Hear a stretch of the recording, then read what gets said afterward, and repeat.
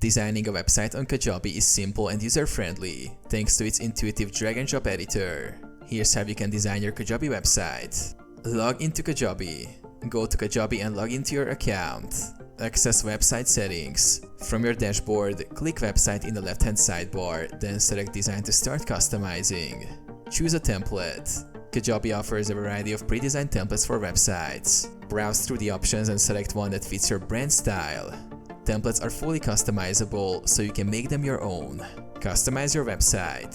Click Customize to open the theme editor. Here you can modify the layout, colors, fonts, and more.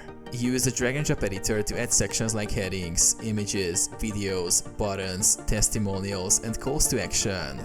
You can also add pages such as home, about, products, blog, etc. Set up navigation.